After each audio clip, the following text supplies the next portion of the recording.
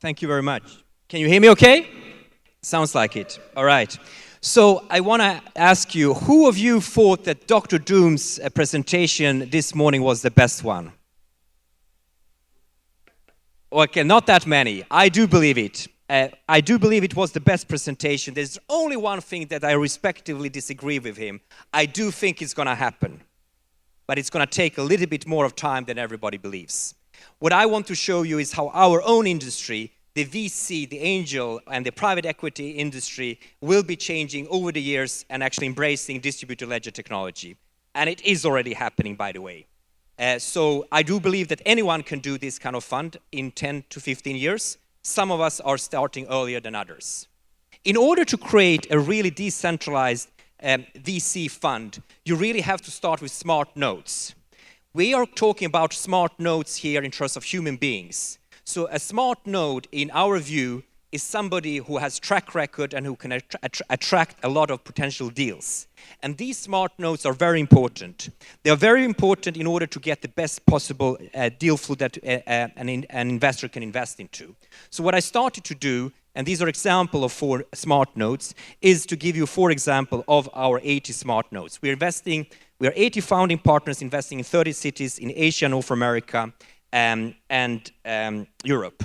So myself, I started with an internet bank, probably the first internet bank, one of the first internet banks in the world, with when basically we had modems. How many of you remember modems before Wi-Fi? Please, hands up. Almost nobody. Okay. How many of you actually do remember the dot-com burst? Can we have hands up? Almost nobody. Great. Okay, so then I'm going to tell you how it was. When I started my internet bank without any Wi-Fi, it was a horrible user experience. I was trying to explain to my wife and parents that this is going to happen. And they were saying, what is going to happen, Dušan? Your internet connection is lousy. When I go into your internet bank, it actually stops in the middle, and I have to call, your assistants on the phone to open up a bank account. So much for the internet protocol in 1999, 2000. It was rubbish. It was actually worse than a shitcoin. And nobody ever believed that we would be able to set up an internet bank without any bank branches. But we did it. We got 350,000 customers because we had the best savings account in the country, in France, 350 kilometers north of Paris. And they trusted us with their money. They didn't believe we were a scam. And we did manage to cross-sell both loans, insurance, and payments products. And we had 350 people in one location working really forcefully and loyal with us. And we had 12 million euros of profit, and we sold it to CIC. I'm telling you this because I think it's going to be repetitive in the distributed ledger technology in a massive scale, exactly like internet protocol was massive as well in terms of when that happened 20 years ago. So Greg Kidd was the first one to join me. He has known me since 2013. He was saying, you are a hardworking Scandinavian living in Singapore. Why should I join you when I was the first investor in Twitter, in Square, in Ripple, in Coinbase, and in Marketa? All my deal flow is coming to me in Silicon Valley. I showed him this map, and he said, yes, I want to get in. I don't believe that all concentration of talent, business, and capital is going to continue to be in Silicon Valley. I do believe that actually the best deal flows are outside of Silicon Valley. The numbers are there. 80% of the unicorns in 2010 were in Silicon Valley, 50% in 2018.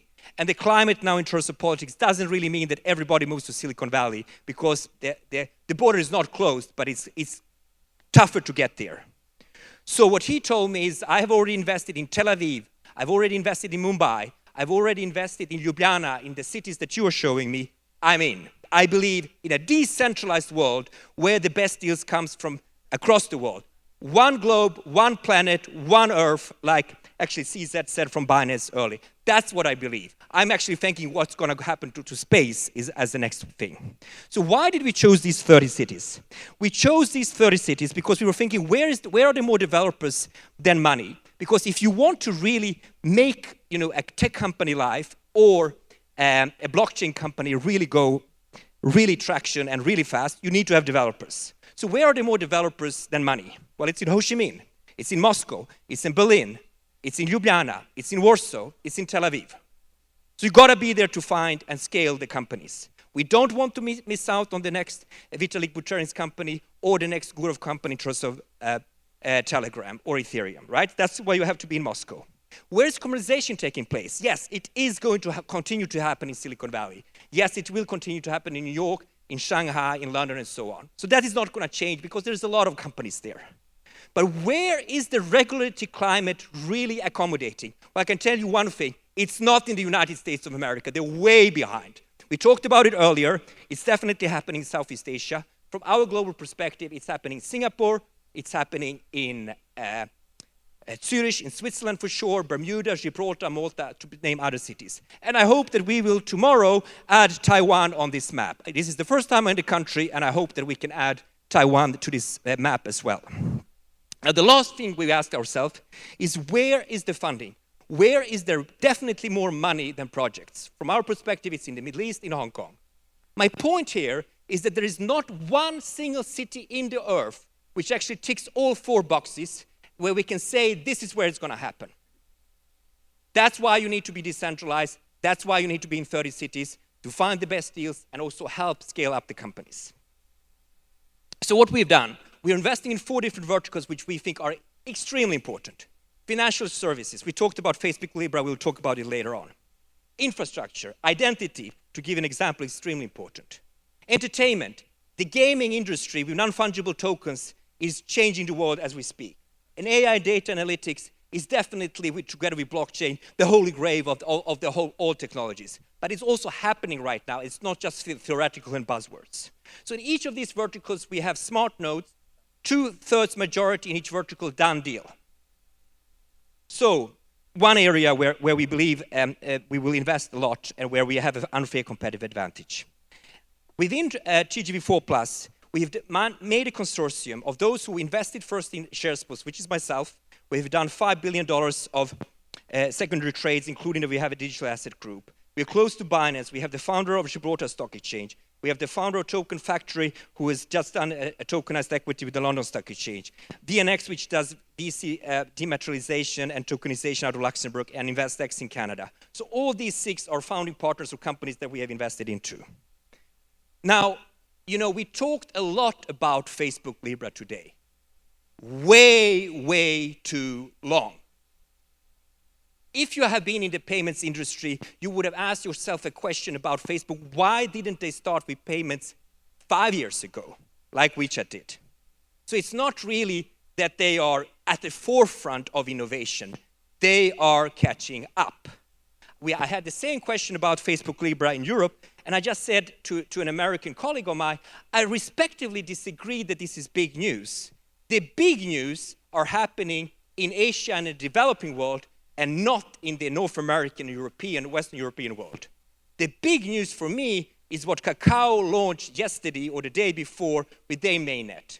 They're already launching something for 50 to 60 million people. It's up and running. It's not about to be challenged in the Sunnet. It's already up there. So if you want to make a big project, you start with 50, 60 million users in one country, and then you can do it completely globally. I'm very excited what Kakao is doing in general, and especially in the gaming industry. And Kakao Bank, by the way, it already exists. So this Facebook Bank, they need to catch up. Telegram is same thing. 26th of October, they will go on their mainnet. And Line, I'm pretty sure, will catch up in the meanwhile. What I'm trying to say, this is massive. When we talk about Facebook, Instagram, and WhatsApp, we talk about 4 billion users. 4 billion users. How many crypto wallets do we have today? 38 million. Peanuts, right? So it's a massive impact. Only Kakao, which has 60 million users, can double the number and triple the number of crypto wallets out there. So it's extremely important. What is missing today is a global ID solution. We heard that Taiwan is just setting up a global ID solution. My own home country, where I'm from in Sweden, did it years ago. But what you really need is a global ID solution to make it global and international. These areas we want to invest into. Now, CryptoKitties and those cats. When they came, we were kind of all laughing. Why would somebody buy a unique cat? What's the point? Well, there was a point, and I need to congratulate Benny that I think is right there. Please stand up, Benny, and give Benny applause for the first non-fungible token. I think it's changed our perception of what the blockchain can do. All it did was to give a unique cat its basically stamp and saying every single cat is unique. Well, that's worth a lot. It's worth a lot in the gaming industry. If you think about the Minecraft on blockchain where you buy land and property, you want to make sure that each piece of land and property is unique when you buy it and also when you sell it on the secondary market. It creates a completely second level of trust for the gaming industry. To give you concrete examples, here's one of our portfolio companies which just launched a couple of weeks ago a non-fungible token in the F1 racing. So the first one went for $110,000. So it's unique. Nobody else can replicate it. It's your F1 car and the first F1 car in terms of virtual car with a non-fungible token out there.